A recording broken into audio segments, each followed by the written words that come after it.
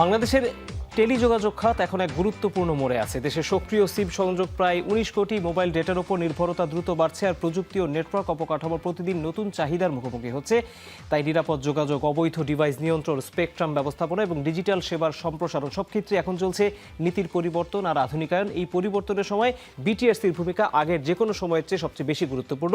কেমন প্রস্তুতি নিচ্ছে দেশের নিয়ন্ত্রক সংস্থা, তার আদ্যপান্ত জানতেই যমুনা টেলিভিশনের বিশেষ আয়োজন ওপিনিয়ন আপনাদের সাথে আছে। আমি তৌহিদ হোসেন, আর আমার সাথে আজকে আছেন দেশের টেলিযোগাযোগ নিয়ন্ত্রণের সর্বোচ্চ দায়িত্বপ্রাপ্ত ব্যক্তি, বাংলাদেশ টেলিযোগাযোগ নিয়ন্ত্রণ commission BTRC chairman major general Mohammad Emdadul Bari. Major general Emdadul Bari, আপনাকে স্বাগত জানাচ্ছি। এবং আপনি বোধহয় খুব সম্ভব এক ধরনের ব্যস্ততার সময়ের ভিতর দিয়ে যাচ্ছেন, কারণ আমরা দেখতে পাচ্ছি যে, যদি আমি ভুল না করে থাকি, প্রায় ২ যুগ পরে দেশের টেলিযোগাযোগের যেসব পলিসিগুলো, নীতিগুলো, এগুলোকে খুব বড় আকারে রিভাইজ করা হচ্ছে। এবং আমরা দেখতে পাচ্ছি যে লাইসেন্সিং পলিসি, নেটওয়ার্ক পলিসি, এগুলো নিয়ে আপনারা অনেক দ্রুত পরিসরে কাজ করছেন। এটি নিয়ে ভিন্ন মত আছে, থাকবেই, সেটাও আমরা জানি। কিন্তু যেটা হচ্ছে সেটাকে আপনি কতটা ইনভেস্টমেন্ট ফ্রেন্ডলি বলবেন এবং কতটা গ্রাহক বান্ধব বলবেন? ধন্যবাদ আপনাকে, দর্শকদের খুব শুভেচ্ছা। এটা সত্যি কথা, একটা বড় ওভারহলিংয়ের মধ্যে দিয়ে যাচ্ছে আমাদের এই ইন্ডাস্ট্রি। এর আগে এরকম বড় ওভারহলিংয়ের মধ্যে দিয়ে গিয়েছিল 2007-08 সালে। তখনকার প্রেক্ষাপট আর এখনকার প্রেক্ষাপট দুটো যদি সামান্য একটু আলোচনা করে নিই, তাহলে আমরা তখন বুঝতে পারবো। আমাদের দেশে আপনারা জানেন এই টেলিকমের এই ইন্ডাস্ট্রির যে বড় যাত্রাটা শুরু হয়েছিল 90-এর দশকে এই মোবাইল টেলিকমের মাধ্যমে। তখন সারা দেশে কানেক্টিভিটি ছড়ানোটাই ছিল হচ্ছে মূল উদ্দেশ্য, এবং সেই কানেক্টিভিটির মূল ছিল হচ্ছে ভয়েস। 2007-08-এর দিকে ওই সময়টা এসে দেখা গেল যে সমস্ত টেলিকমের ইন্ডাস্ট্রিটা এটা নিয়ন্ত্রিত মোবাইল কোম্পানির মাধ্যমে নিয়ন্ত্রিত। এতে করে সরকার কতটুকু রেভিনিউ পাবে না পাবে ইত্যাদি কোনো দৃশ্যমান ছিল না। 2007-08-এর পলিসিটা ছিল হচ্ছে এই দৃশ্যমানতা তৈরি করা, যার ফলে আপনারা দেখবেন নানা রকম গেটওয়ে। এখন পর্যন্ত টেলিকম সেক্টরটা যে সিস্টেমের উপর দাঁড়িয়ে আছে এটা 2007-08-এর। কিন্তু আমি যে বলেছিলাম, এই পুরা তখনকার নীতিমালাটাই ছিল ভয়েস কমিউনিকেশন, ভয়েস কানেক্টিভিটিটাকে প্রমোট করার জন্য। কিন্তু গত 1.5 যুগে টেকনোলজি চেঞ্জ হয়েছে। বর্তমানে ডেটা ড্রিভেন ওয়ার্ল্ডে ডেটার প্রয়োজনীয়তা দাঁড়িয়েছে অনেক বেশি, ইম্পর্টেন্স দাঁড়িয়েছে অনেক বেশি। কিন্তু তখনকার ওই পলিসি অনুযায়ী নেটওয়ার্কটা এত টুকরো টুকরো হয়ে আছে যে আমার এখন ডেটা ফ্রেন্ডলি এটা হচ্ছে না। এখন আমাদেরকে যে রিনোভেশনটা করতে হচ্ছে, এই রিনোভেশনটা করতে হচ্ছে ডিজিটাল সার্ভিসটাকে বাড়ানোর জন্য, ডেটাটাকে কত সাশ্রয়ী এবং এফিশিয়েন্ট করা যায় এইটার জন্য। সো ওই আঙ্গিকে এখন আমরা যেভাবে করে আবার রিফর্ম করছি, আগামী এরকম আরও একটা সময়ের জন্য সে রিফর্ম করছি। সেই রিফর্মের ডিটেলস হয়তো পরে আমি আসবো, আপনি জিজ্ঞেস করলে।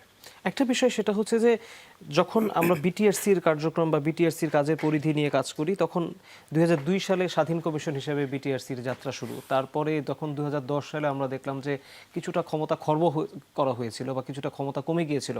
এখন আবার যে নতুন আইন নিয়ে আলোচনা হচ্ছে, সেই আইনে বিটিআরসির আসলে কতটা ক্ষমতা থাকবে আমি বলবো, বা দায়িত্ব থাকবে, সেটা নিয়ে এক ধরনের প্রশ্ন দেখা দিয়েছে। অনেকে তো এটাকে অশনি সংকেত বলছেন। এই পরিবর্তন বা এই আইনটাকে আপনি কিভাবে দেখেন? এটা বুঝতে গেলে বুঝতে হবে আসলে মূল যে আইনটা ছিল 2001-এর আইনটা কেন হয়েছিল, দরকারটা ছিল কী করার। আপনারা দেখে থাকবেন 2001-এর যে আইনটা হয়েছিল, এই আইনটা হয়েছিল যে টেলিকম পলিসির ফলো আপ হিসেবে, সেটা হচ্ছে 98 সালের পলিসি। সারা 90-এর দশক ধরে আপনি দেখে থাকবেন সারা বিশ্বে বিভিন্ন সেক্টরে ইন্ডিপেন্ডেন্ট রেগুলেটরের প্রয়োজন হলো কেন?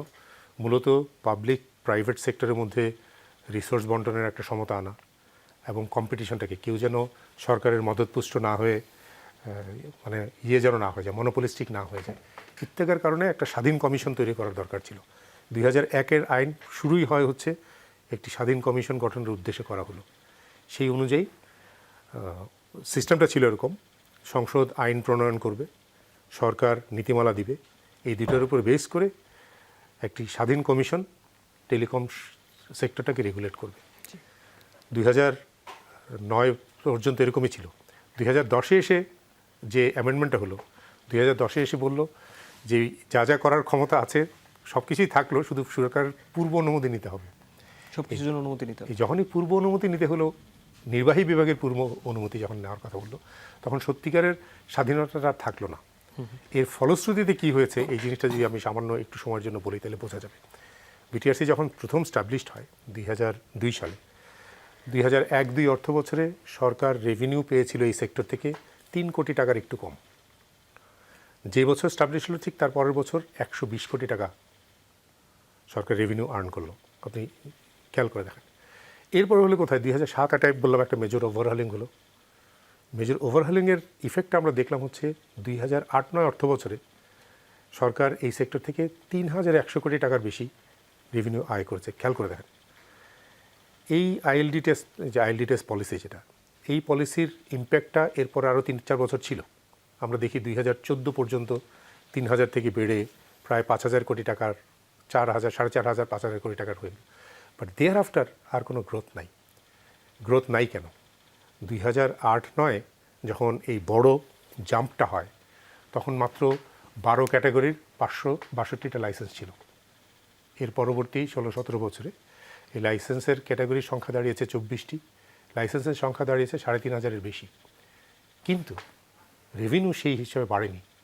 যেটা 2008-9 3000 কোটি টাকা ছিল, এটা এখন রাফলি 4000-এর কাছাকাছি কোটি টাকায়। তার মানে বোঝা যায় বিটিআরসির এই যে ক্ষমতা খর্ব করায় যে অরাজকতাটা তৈরি হয়েছে, লাইসেন্স দেওয়া হয়েছে প্রয়োজনের তুলনায় অনেক বেশি, নেপোটিজম, স্বজনপ্রীতি ইত্যাদি বিভিন্ন জিনিস কাজ করেছে। সেই প্রেক্ষাপটে দাঁড়িয়ে এখন আমাদের ছিল, সাজেশন ছিল সরকারের প্রতি যে 2010-এর যে অ্যামেন্ডমেন্টটা করা হয়েছিল, এই অ্যামেন্ডমেন্টটা বাদ করে মূল আইনে ফিরে যাওয়া, এটা একটা ছিল। জুলাই আন্দোলনে আমরা দেখলাম ইন্টারনেট শাটডাউনের একটা খুব মারাত্মক নেগেটিভ ইফেক্ট ছিল। আমরা সরকারকে অনুরোধ করলাম যে এই আইনে বন্ধ করার যে ইন্টারনেট বন্ধ করার যে ইয়েটা আছে এগুলি বাদ দেওয়া। আর তৃতীয়ত যে দাবিটা আমরা জানিয়েছিলাম হচ্ছে এটা তো টেলিকম সেবার জন্য করা হয়েছিল, কিন্তু এই টেলিকম সেবার উপর ভিত্তি করে ডিজিটাল সার্ভিস তৈরি হচ্ছে। তার মানে টেলিকম সেবার সংজ্ঞাটাকে আরেকটু ওয়াইডেন করা, যাতে আমরা ওইটাকেও সাপোর্ট করতে পারি। এই মাত্র 3টা আমাদের ছিল।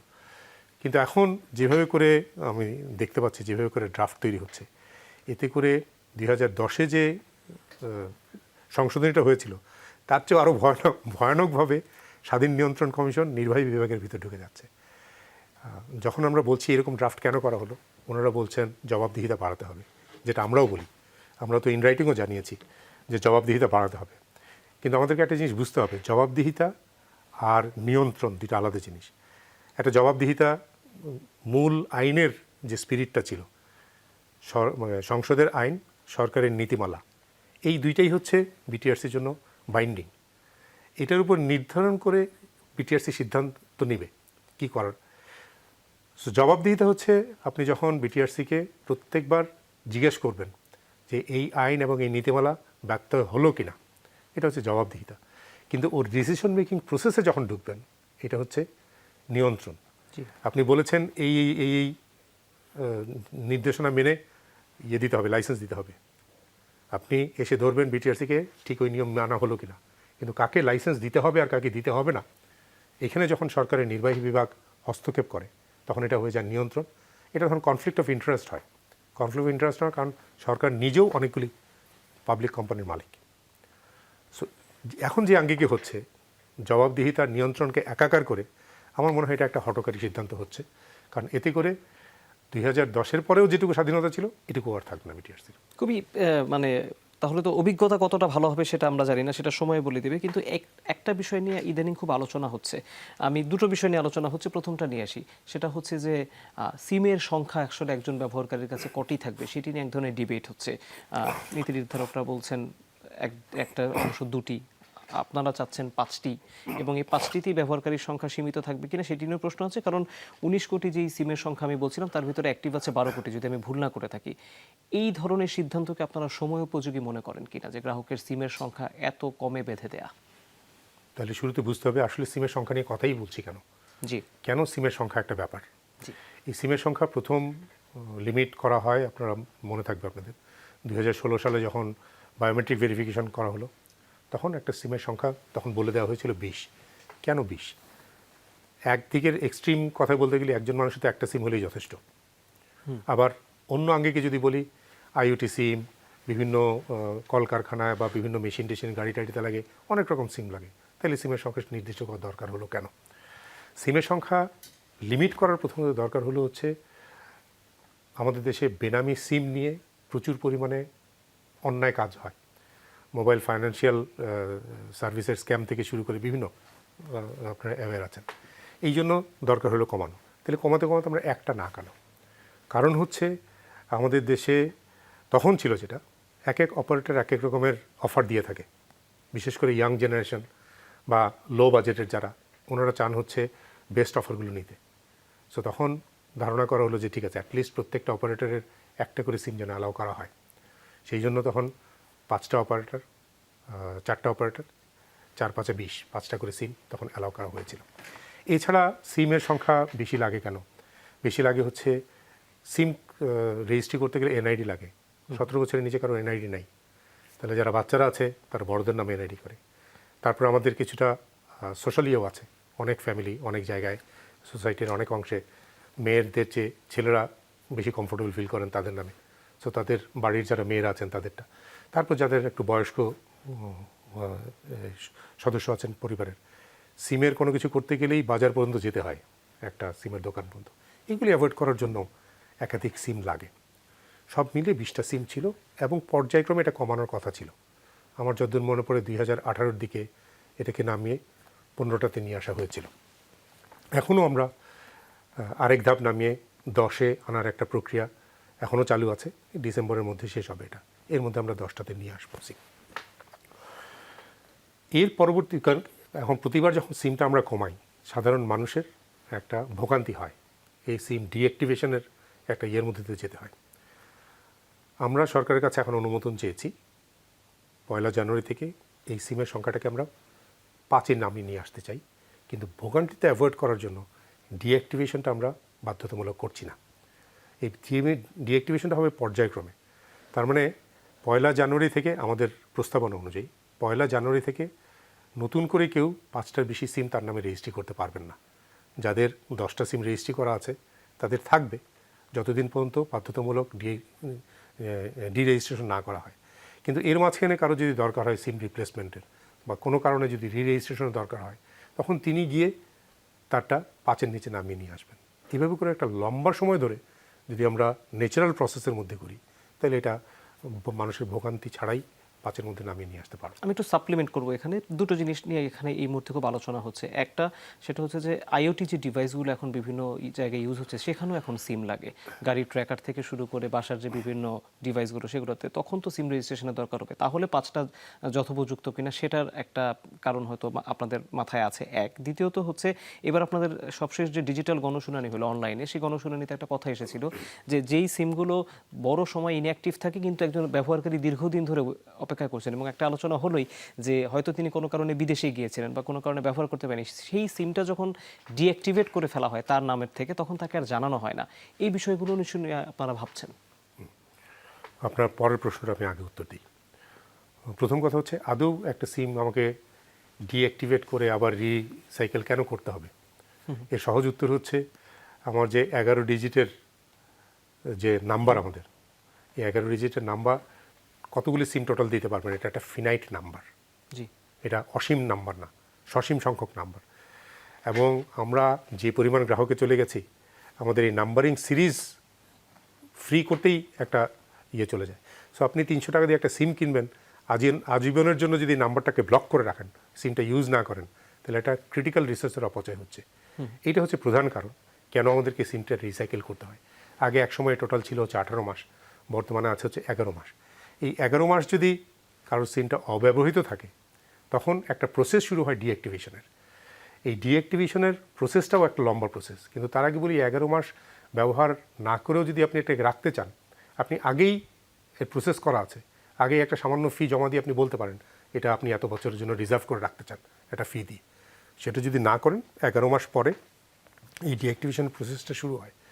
কিন্তু ডিঅ্যাক্টিভেশনের প্রসেসটা যখন শুরু হয়, প্রথমেই চেষ্টা করা হয় ওই সিমে একটা SMS দেওয়ার জন্য। তারপরে তারা যখন বিটিআরসির পারমিশনে, বিটিআরসি তখন বলে এটা ওয়েবসাইটে দেওয়ার জন্য। বিটিআরসি এটা ওয়েবসাইটে দেয়, তারপর অপারেটররা সেটাকে পত্রিকায় বিজ্ঞাপন দেয়। একটা প্রসেসের মাধ্যমে এটাকে ডিরেজিস্টার করা হয়। বা ডিরেজিস্টার করার পরেও একটা নির্দিষ্ট সময় এই সিমটাকে ধরে রাখা হয়, এটা রিসেল করা হয় না। এটাকে ধরে রাখা হয় যে যদি গ্রাহক বাই দিস টাইম বুঝতে পারেন যে ওনার অসুবিধা হচ্ছে, সো দ্যাট উনি তাকে রিক্লেম করতে পারেন। ওকে, আর আইওটি ডিভাইসের কথাটা মাথায় আছে কিনা? আচ্ছা, আইওটি ডিভাইসের ব্যাপারটা ছিল আগে, এটাই একটা বড় তর্ক ছিল, একটা বড় এক্সকিউজও ছিল মোবাইল অপারেটরদের, যে আইওটি সিমের জন্য তো একটা মানুষের অনেক সিম লাগবে। এটা সলভ করার জন্য সম্প্রতি আমরা যেটা করেছি, আইওটি সিমের সিরিজগুলো আমরা আলাদা করে ফেলেছি, জি, যার ফলে আইওটি সিম বাল্ক হিসাবে যে সিমগুলো যাবে সেটা আর একজন মানুষের ইন্ডিভিজুয়াল নামে যাবে না।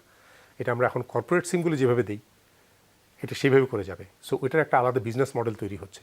সো কারো যদি আইওটি সিম দরকার হয়, উনি হয় নিজের বিজনেসের জন্য যদি নেন একজন কর্পোরেট হিসাবে নেবেন, আর যদি নিজের পার্সোনাল কাজের জন্য দরকার হয় এই আইওটি সিম যারা বিক্রি করবেন তাদের কাছ থেকে নেবেন।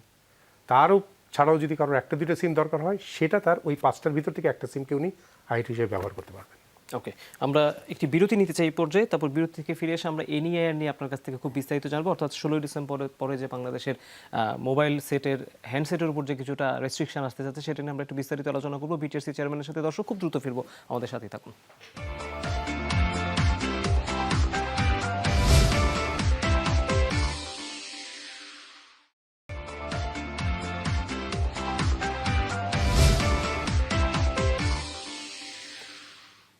দর্শক, আবারও স্বাগত। আপনারা দেখছেন যমুনা টেলিভিশনের বিশেষ আয়োজন ওপিনিয়ন। আমাদের সাথে টেলিকম সেক্টরের নানা দিক নিয়ে কথা বলতে উপস্থিত আছেন BTRC chairman major general Mohammad Emdadul Bari. আমরা বলছিলাম যে আমরা এনইআইআর নিয়ে কথা বলবো, অর্থাৎ আমাদের দেশে যে আলোচনাটা এখন বেশ সরগরম, যে 16 ডিসেম্বরের পর থেকে অবৈধ হ্যান্ডসেট বা গ্রে মার্কেটের সেট ব্যবহার করা যাবে না, এবং সেটা প্রবেশ ঠেকাতে আমি বলবো, বা সেটা সচল করা ঠেকাতে আপনারা এবার যে কোনো সময়ের তুলনায় অনেক বেশি অ্যাক্টিভ, কনসিডারিং দ্য ফ্যাক্ট এর আগেও এগুলো এই ধরনের ইনিশিয়েটিভ নেওয়া হয়েছিল কিন্তু পরে সেটি আর কার্যকর হয়নি। আমার প্রশ্নটা হচ্ছে, এক ধরনের ডিবেট হচ্ছে অবৈধ হ্যান্ডসেট আসলে আমরা ইউজ করব কিনা, সেটা এক ধরনের নৈতিক অবস্থান, এটা আমরা বুঝি। কিন্তু আরেক জায়গায় এই আলোচনাটা হচ্ছে যদি এখন অফিসিয়াল সেটগুলো ব্যবহার হয়ে যায়, সেটার উপর যে ট্যাক্স আছে এবং কোম্পানির সংখ্যাও আসলে খুব বেশি না, সেক্ষেত্রে আসলে আমাদের হ্যান্ডসেটের দাম আগামীতে সামনে বেড়ে যাবে কিনা, এই ডিবেটটা আমি জানি আপনার কানেও এসেছে। এই নিয়ে তাহলে আপনারা এখনই এতটা স্ট্রং কেন হলেন, নাকি এটা গ্র্যাজুয়ালি আপনারা স্ট্রং হবেন? তো দেওয়ার আগে আমি একটা কথা করতে চাই। আমরা কথাটা অনেক সময় ইংরেজিতে বলি দেখে এর স্বরূপটা প্রকাশ পায় না। জি, আপনিও দুইটা টার্ম ব্যবহার করেছেন, বললেন আনঅফিসিয়াল, আবার বললেন গ্রে সেট, এগুলো সবই ইংরেজি টার্ম। জি। আর একটা শব্দ শুনতে পাই লাগেজ। লাগেজ সেট, জি বাট সত্যিকার অর্থে আসলে সেটগুলো কি? জি ওই যে বললেন অবৈধ শব্দ, এটা হচ্ছে মার্জিত ভাষায়। আর যদি আপনি সত্যি সত্যি বলতে চান, এগুলো হচ্ছে চোরাই সেট। চোরাই সেট, ইটস ভেরি সিম্পল। জি চোরাই সেট মানে বৈধ পথে আসে নাই, অবৈধ পথে এসেছে। ওনারা বলার চেষ্টা করেন, যারা আনেন তারা বলার চেষ্টা করেন যে লাগেজে করে মানুষ সেট নিয়ে আসে। লাগেজে করে মানে একজন মানুষ যখন বাইরে থেকে আসেন 2টা সেট উনি নিয়ে আসতে পারেন, এটা অ্যালাউ করা আছে। আমাদের 10 মিলিয়ন মানুষ যারা আছেন, প্রবাসী আছেন, প্রত্যেকে যদি প্রতি বছর ছুটিতে আসেন এবং আসার সময় প্রত্যেকে যদি 2টা করে সেট নিয়ে আসেন, আমার হয় 20 মিলিয়ন সেট। কিন্তু আমার গত বছর মার্কেটে আসছে 50 মিলিয়ন সেট, তার মধ্যে 30 মিলিয়ন হচ্ছে স্মার্ট সেট। তার মানে লাগেজ বলতে যেটা বোঝেন এটা সেই সেট না। জি তার মানে আসতেছে চোরাই পথে। এখন তাও যারা বলতে চান চোরাই পথে যে সেটগুলি আসে, অরিজিনাল সেট যেটা সরকারের ট্যাক্স ফাঁকি দিয়ে আসে, আমরা এটা নিয়েও ততটা বড় চিন্তিত না। আমরা বেশি চিন্তিত হচ্ছে এর নামে যে সেটগুলি আসছে, এই সেটগুলি বেশিরভাগই মূলত অরিজিনাল সেট না, নকল সেট। বিভিন্ন দেশ থেকে একই আইএমইআই নাম্বার দিয়ে লক্ষ লক্ষ সেট প্রডিউসড হচ্ছে, নকল সেট আসতেছে, অরিজিনাল সেট বলে বিক্রি করা হচ্ছে। এর চেয়েও আরেকটা খারাপ জিনিস হচ্ছে রিফারবিশ সেট আসতেছে বাইরের থেকে। আরও খারাপ জিনিস হচ্ছে চুরি যাওয়া সেট। আগে আমরা চুরি যাওয়া সেট দেশে ধরতে পারতাম, এখন চুরি যাওয়া সেট একটু দামি সেট হলে সেটা আর দেশে বিক্রি হয় না, দেশে অনও হয় না, এটা চলে যায় পাশের দেশে, পাশের দেশ থেকে চুরি যাওয়া সেট হচ্ছে আমাদের দেশে। এটা আমরা বুঝতে পারি কেমন করে, একটা ইন্টারেস্টিং হয়। আমরা যখন নেটওয়ার্ক চেক করি যে নেটওয়ার্কে কোন টাওয়ারের কমিউনিকেশনের ইন্টেন্সিটি কত, আমরা খুব সারপ্রাইজিংলি দেখি কিছু কিছু বর্ডারিং কিছু কিছু হটস্পট আছে, এই স্পটগুলোতে অসম্ভব রকমের কল হয়, কিন্তু সব কলগুলো হচ্ছে খুব শর্ট ডিউরেশনের, যেটা ইন্ডিকেট করে এখানে সেটগুলি হাত বদল হয়। যখন ওই পার থেকে এই পারে আসে, ওনারা সেট চেক করার জন্য সিম ঢোকান কল করেন, সিম ঢোকান কল করেন, যার ফলে নাম্বার অফ কল হচ্ছে প্রচুর বেড়ে যায়। These are very good indications. So এখন মোরালি ডেফিনেটলি এইরকম সেট তো আসতে দেওয়া উচিত না। এটা হচ্ছে একটা সাইড। এখানে একটা কগনিটিভ ডিসোনেন্স কাজ করে। ডিসোনেন্স কাজ করে কোথায়? একদিক থেকে আমরা মোরালি বলছি অবৈধ সেট মানে অবৈধ বাই ডেফিনেশন, আরেকদিকে বলছি যে তাহলে এই যে এত পরিমাণ সেট যে মার্কেটে আছে, এগুলি যদি আমরা সাশ্রয়ী দামে বিক্রি করতে না পারি তাহলে গ্রাহকের অসুবিধা হবে। জি, দুইটা কনফ্লিক্টিং রিকোয়ারমেন্ট নিয়ে আমরা কাজ করছি। এই এফোর্টটা বিটিআরসি শুরুতে নেওয়া শুরু করে হচ্ছে আসলে 2016-তে যখন বায়োমেট্রিক সিম ভেরিফিকেশন হলো তার পরপরই 2017-18 থেকে এই এফোর্টটা তখন বিটিআরসি নেওয়া শুরু করেছিল। বাট অজানা কারণে এই জিনিসটা করা যায় নাই।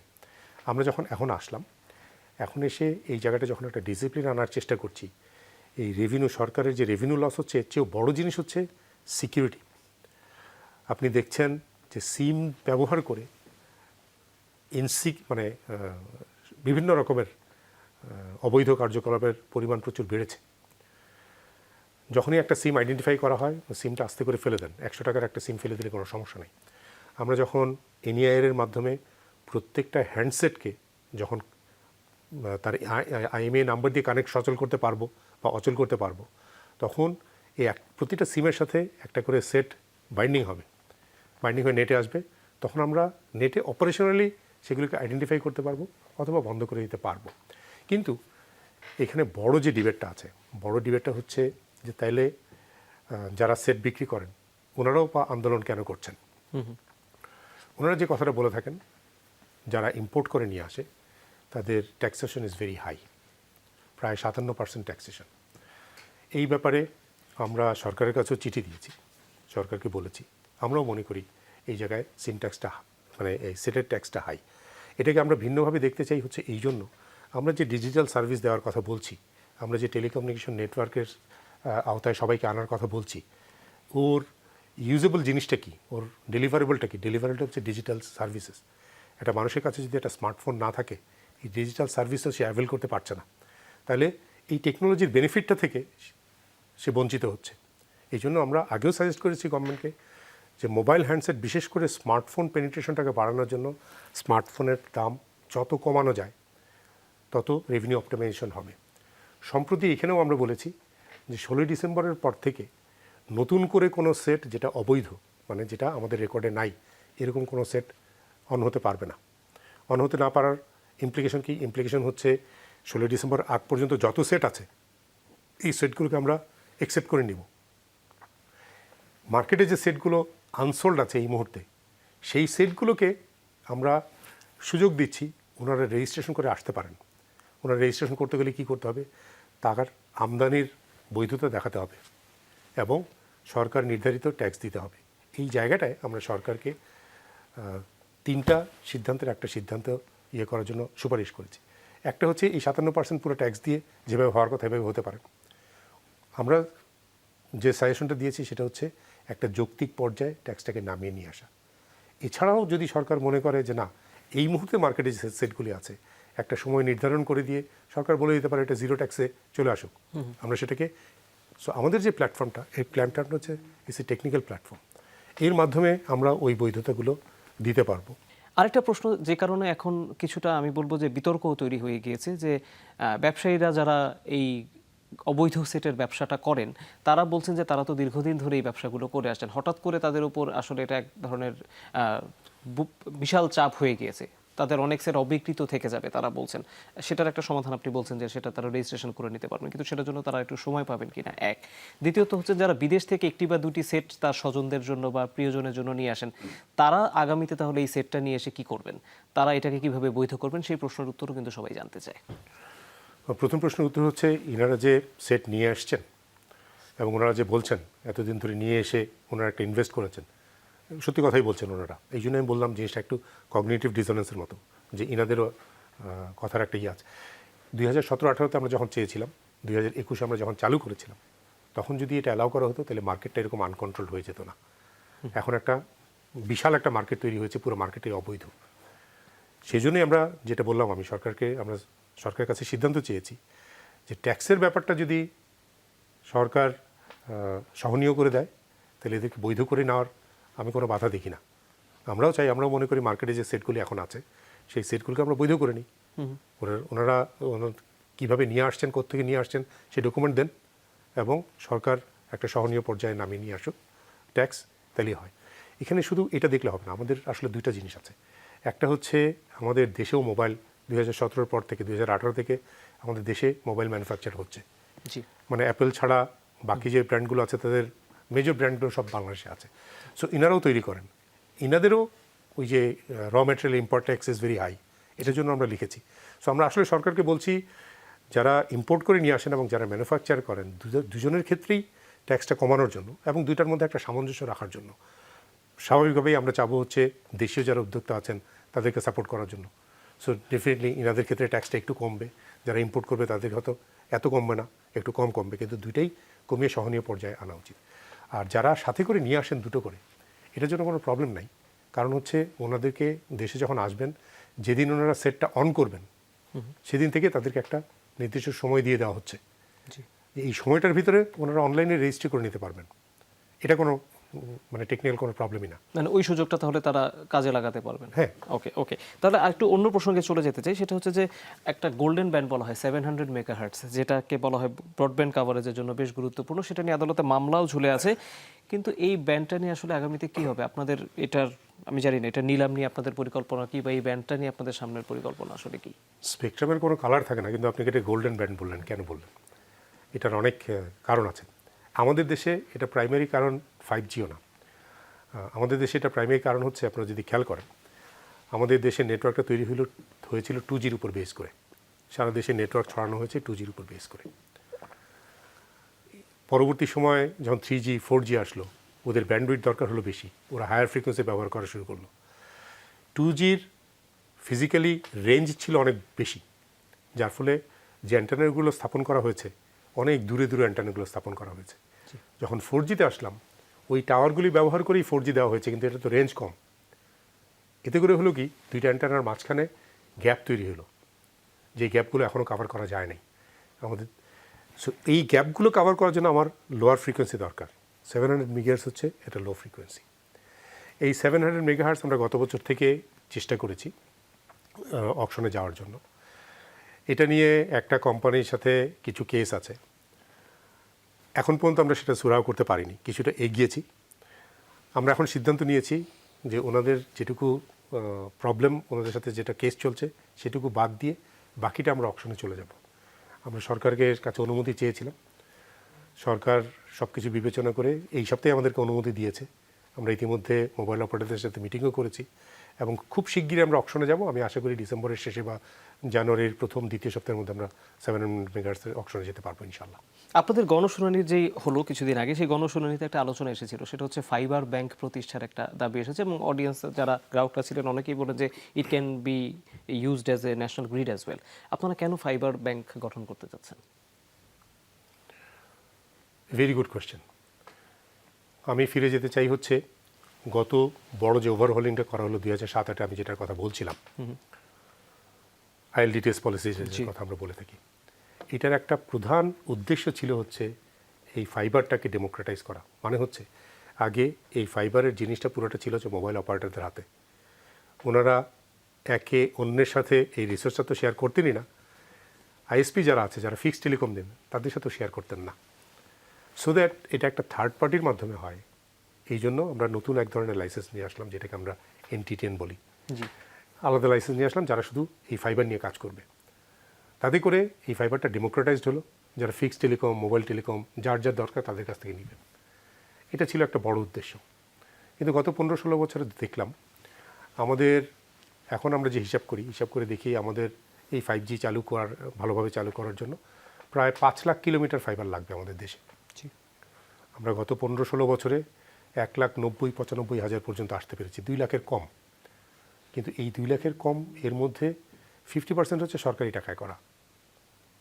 মানে ইনারা এখন যারা প্রাইভেট আসলেন, এনারা যথেষ্ট ইনভেস্ট করতে পারলেন না। এইভাবে যদি যেতে থাকে আগামী 20-25 বছর লাগবে আমাদের 5 লাখ কিলোমিটার পর্যন্ত যেতে।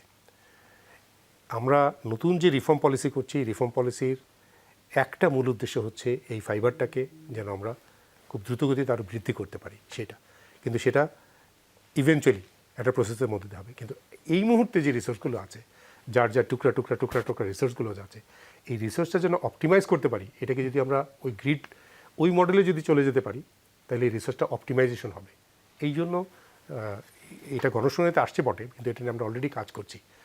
আমরা সেটা অবশ্যই এটার আপডেট আমরা নিব, কিন্তু তার আগে আমাদেরকে আরেকটা বিরতি নিয়ে নিতে হচ্ছে। আমরা এরপরে একটু দর্শকের কাছকে জানাবো যে ফেক নিউজ এবং বিভিন্ন যে অবৈধ ওয়েবসাইটগুলো আছে সেগুলো নিয়ে আসলে বিটিআরসি কী ধরনের উদ্যোগ নিচ্ছে। দর্শক একটা বিরতি নিচ্ছে, ওপিনিয়নে খুব দ্রুত ফিরবো, আমাদের সাথেই থাকুন।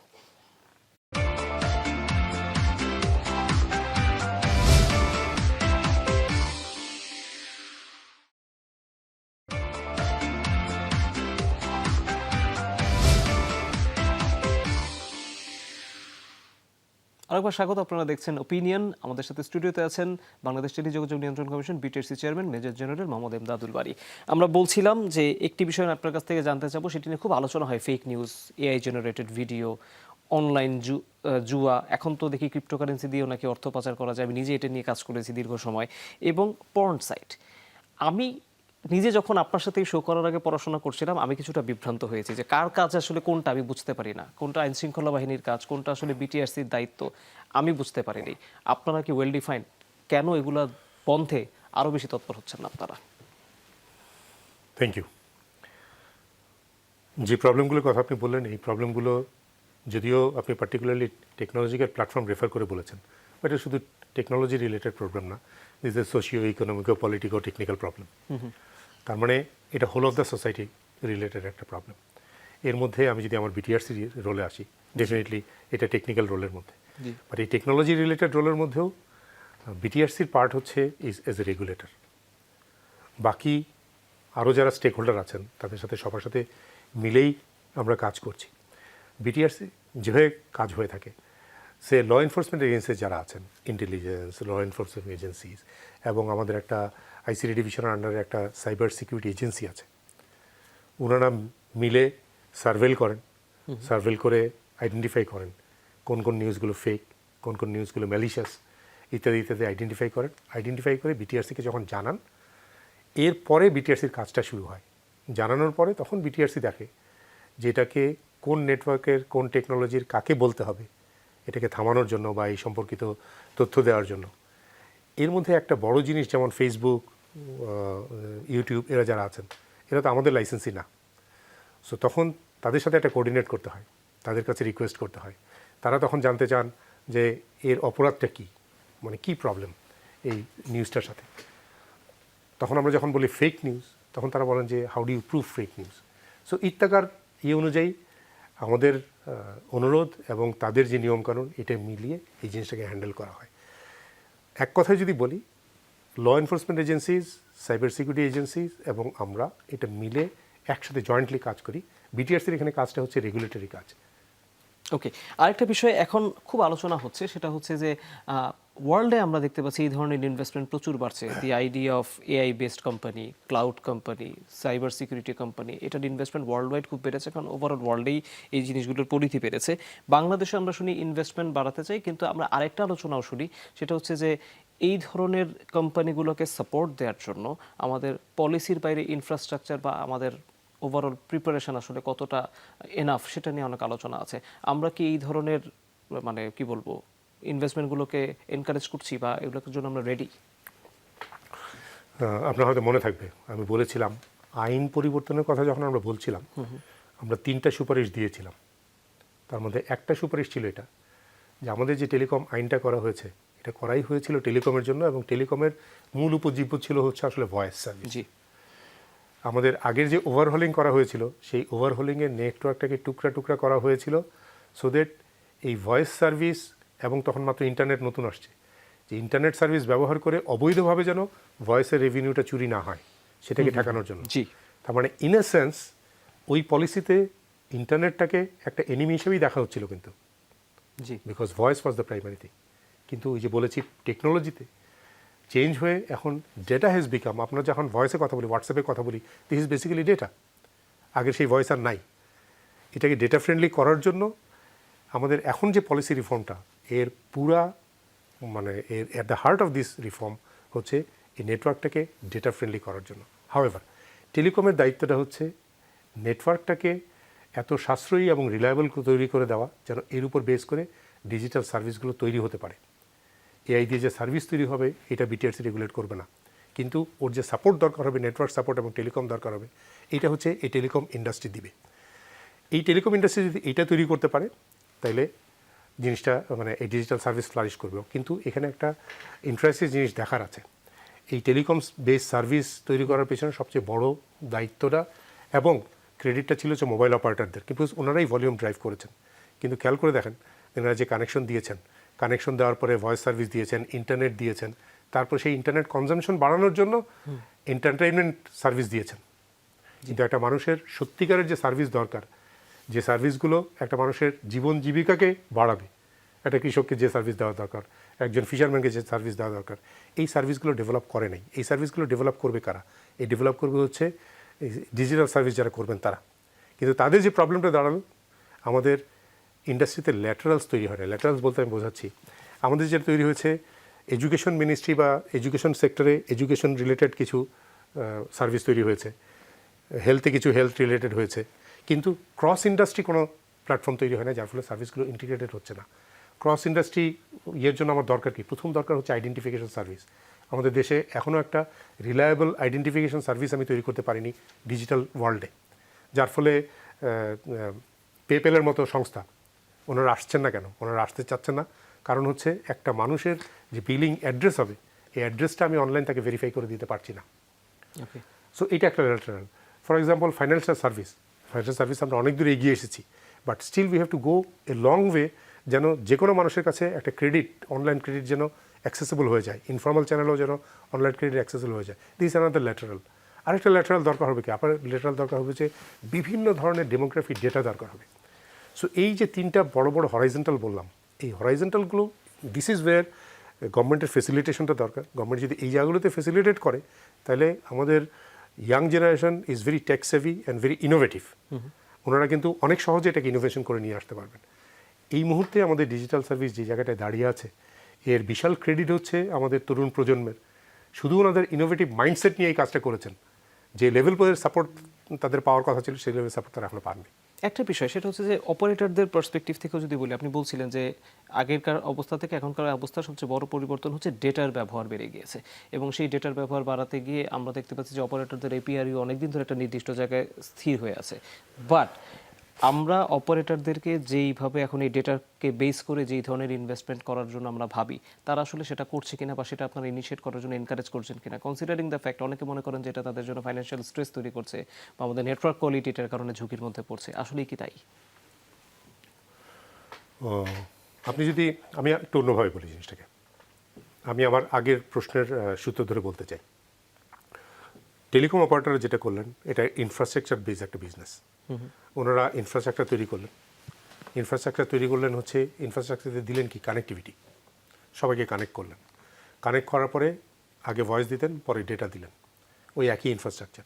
এখন তাদের দরকার হলো কি? তাদের দরকার হলো হচ্ছে এই ডেটার কনজামশনটাকে বাড়ানো। ডেটা কনজামশনটা বাড়ালে তাদের রেভিনিউ বাড়বে। ডেটা কনজামশন বাড়ানোর সহজতম পদ্ধতি ছিল কি? পদ্ধতি ছিল হচ্ছে কন্টেন্ট ডেলিভারি। বিভিন্ন জন মানুষ কন্টেন্ট বানাচ্ছে, ওনারা কন্টেন্ট ডেলিভারি করছেন, এবং এটা যদি ভিডিও কন্টেন্ট হয় তাহলে কনজামশন বেশি হচ্ছে, তাতে করে রিভার হচ্ছে। এটা হচ্ছে সহজতম পথ। তারা ইনস্ট্যান্ট স্কোপটাকে ব্যবহার করলেন। কিন্তু আমি যেখানে বলার চেষ্টা করছিলাম এই ডেটা দিয়ে, ফর এক্সাম্পল একজন কৃষক, উনি প্রত্যন্ত একটা গ্রামাঞ্চলে বসে দুপুরবেলা গাছের নিচে বসে বিপিএলের খেলা দেখবেন, একটা নাটক দেখবেন, এটা ঠিক আছে, এই এন্টারটেনমেন্ট তার দরকার আছে। কিন্তু ওনার তো এর চেয়েও বেশি প্রয়োজনীয় সার্ভিস দরকার ছিল। তার দরকার ছিল হচ্ছে অ্যাক্সেস টু ক্রেডিট, তার দরকার ছিল হচ্ছে একটা ভালো বীজ, তার দরকার ছিল হচ্ছে সারের সাপ্লাই, তার দরকার ছিল হচ্ছে মার্কেটের সাথে কানেক্টিভিটি। আরও ইম্পর্টেন্টলি তার দরকার ছিল হচ্ছে উনি যে মার্কেট পর্যন্ত ট্রান্সপোর্টেশনটা করবেন, এই ট্রান্সপোর্টেশনটা উনি নিজের মতো করে সিলেক্ট করতে পারেন। এই সব কিছুই আরও 10 বছর আগে টেকনোলজি আমাদেরকে অ্যালাউ করেছে, বাট আমাদের এই প্ল্যাটফর্ম তৈরি হয়নি। তৈরি না হওয়ার পিছনে একটা বড় কারণ হচ্ছে আমি যেটা বললাম, এই ল্যাটারালসগুলি নাই আমাদের। সো এই ল্যাটারালসগুলি যদি বাড়ে, এটা শুধু টেলিকম সেক্টরের একার পক্ষে সম্ভব না। এইখানে টেলিকম সেক্টরের পার্টটা কি? টেলিকম সেক্টরের পার্টটা হচ্ছে ওনারা ডেটা সাশ্রয়ী মূল্যে সর্বত্র, ইউবিকুইটাস প্রেজেন্স যাকে বলে, সর্বত্র সাশ্রয়ী মূল্যে প্রচুর পরিমাণে ডেটা দিতে পারবেন। এটা যদি টেলিকম সেক্টর করতে পারে, তাহলে টেলিকম সেক্টর তার কাজটা করবে। আমরা একেবারেই অনুষ্ঠানের শেষ পর্যায়ে আমি দুটো প্রশ্ন করতে চাই। সেটা হচ্ছে, আপনি যখন কন্টেন্টের কথা বললেন, এই প্রশ্নটা আমি খুব ছোট করেই জানতে চাই যে আমাদের দেশে তো এখন কন্টেন্টের একটা বহুল প্রচলিত জায়গা হচ্ছে ওটিটি প্ল্যাটফর্মগুলো। আমাদের দেশে বিদেশি প্ল্যাটফর্মগুলোর ডমিনেশন আমি বলবো বেশি। সেই তুলনায় এক ধরনের লোকাল কন্টেন্ট যারা তৈরি করে বা ওটিটিগুলো, তাদের অতটা বেশি তারা বাজার তৈরি করতে পারে নাই। একটা ফাইন টিউনিং দরকার কিনা এই সেক্টরটাতে? অবশ্যই দরকার, এবং এই ফাইন টিউনিংটা শুরু হবে কোত্থেকে? আপনি দেখেন, টেকনোলজি চেঞ্জের সাথে সাথে বিজনেস মডেলটা চেঞ্জ করতে হবে। একটা সময় আমার টেলিফোন ছিল একটা টেকনোলজি, টিভি ব্রডকাস্ট ছিল একটা টেকনোলজি, দুই অথরিটি রেগুলেট করতো, কারণ টেকনোলজি আলাদা। আস্তে আস্তে এখন এসে দেখেন সবাই একই প্রোটোকল ব্যবহার করছে, internet protocol. So internet protocol দিয়ে এখন ইন্টারনেট যাচ্ছে, টেলিফোন যাচ্ছে, ব্রডকাস্ট যাচ্ছে, সব কিছুই যাচ্ছে। আপনি যখন প্ল্যাটফর্ম করছেন, প্ল্যাটফর্মে যখন আপনি স্ট্রিমিং করছেন, সেটাও একই প্ল্যাটফর্ম দিয়ে যাচ্ছে। ওয়েরেজ এটা রেগুলেটরি সংস্থা হচ্ছে আলাদা, একটা আইসিটি ডিভিশন আছে, একটা পিটিডি আছে, আবার ইনফরমেশন মিনিস্ট্রি হচ্ছে সম্পূর্ণ আলাদা একটা মিনিস্ট্রি। এর মাঝখানে যে একটা ইফেক্টিভ কোঅর্ডিনেশন দরকার, এই কোঅর্ডিনেশনটা তৈরি হয়নি। আমরা এখন তথ্য মন্ত্রণালয়ের সাথে বসে এই ওটিটি রেগুলেশনের জন্য একটা রেগুলেশন তৈরি করার চলমান প্রক্রিয়া চলমান। ওকে, আমরা একেবারে অনুষ্ঠানের শেষ পর্যায়ে শেষ প্রশ্নটি করতে চাই। সেটি হচ্ছে যে আমাদের টেলিকম সেক্টরকে আপনি আসলে 10 বছর পরে কোথায় দেখেন? এরকম একটা পার্সপেক্টিভ থেকে বলছি, যখন আমরা বেশ কিছু পরিবর্তন এক্সপেক্ট করছি, আমাদের রাজনৈতিক পরিবর্তন হবে, মাইন্ডসেট পরিবর্তন হবে, প্রযুক্তিও বদলাতে পারে, এবং আমার কাছে আরেকটা জিনিস কনসার্ন লাগে, সেটা হচ্ছে আমাদের ডিজিটাল লিটারেসি নিয়ে আমাদের অনেক ঘাটতি আছে।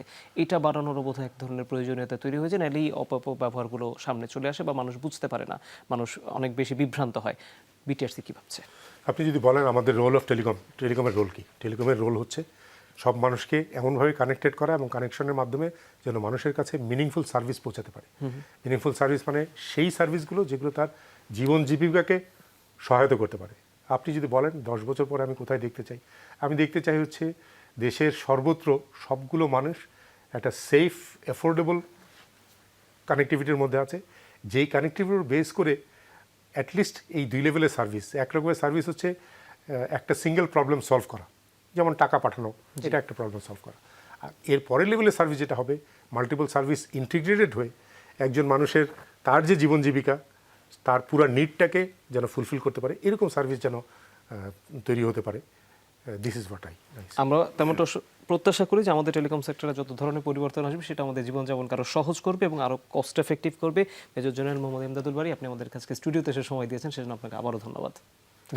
দর্শক, যমুনা টেলিভিশনের এই বিশেষ আয়োজন ওপিনিয়নে আমরা আপনাদেরকে বাংলাদেশের টেলিকম সেক্টরের আদ্যপান্ত জানানোর চেষ্টা করেছি। গুরুত্বপূর্ণ আলোচনা হচ্ছে যে আমরা যে অবৈধ হ্যান্ডসেটের কথা বলছিলাম, সেটি এখন সবচেয়ে বেশি আলোচিত হচ্ছে, সিমের সংখ্যার আলোচনা হচ্ছে।